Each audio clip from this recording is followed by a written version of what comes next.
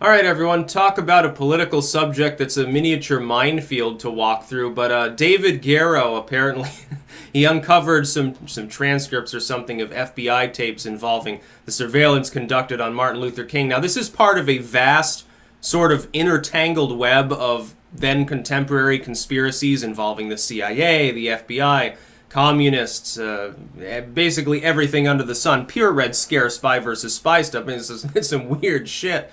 Martin Luther King was known, and this has been alleged by his ex and everyone, he was a womanizer. He liked his ladies.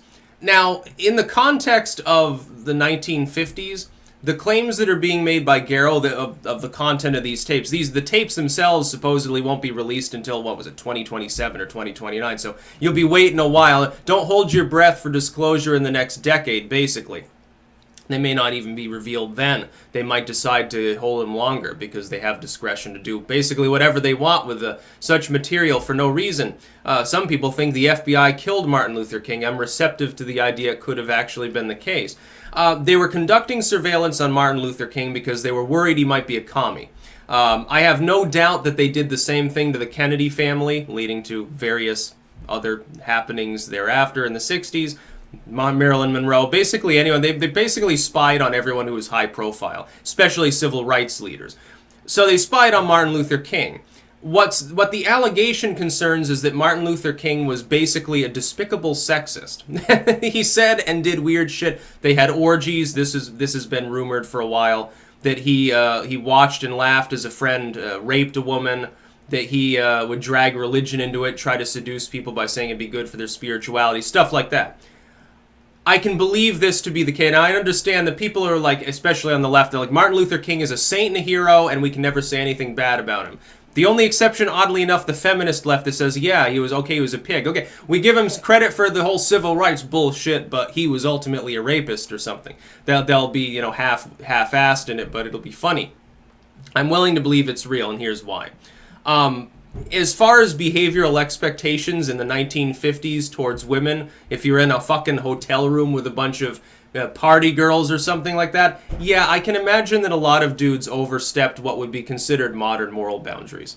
I can accept that that's probably... The claims here are probably true. Now, that means Martin Luther King definitely went way further than most dudes. Like, I can't imagine that the average dude in the 50s, even a dude with, minister, large, almost cult-like following at times, someone with a lot of clout, I can't imagine that the average dude partook in literal orgies back then any more than the average person does now. But I can believe that the claims in general about him are true. I mean, it's been alluded to and talked about by people who were in the know in his personal life. Supposedly, he has an illegitimate child as well. That's also possible, although apparently the woman involved wouldn't talk to the author of this particular book. Now, it could be that it's totally false. It would be interesting if Martin Luther King's estate were to sue for defamation or something, but keep in mind, some of these people have also said, yeah, we think the government killed, dear old dad or dear old granddad. Probably did. Yeah, they probably did execute Martin Luther King. One claim has it that they encouraged him to commit suicide. They're basically, they confronted him with the content of the tape, said, oh, look, you had an orgy and extramarital sex, and you're doing sodomy and weird shit like that, and you're a fucking commie. You should just kill yourself, otherwise we're going to expose you to the public. And so that's one possibility. It's possible that he was just killed by a disgruntled... It is possible some disgruntled Nazi killed him. He was black and a civil rights leader, so kind of self-explanatory. I think, though, that is just good cover for a government whacking operation. And they thought he was a communist or something. He may have had such ties. I mean, it's not exactly disproven. Didn't they settle out of court after suing, like, the FBI or the CIA or something, alleging that he was killed by them?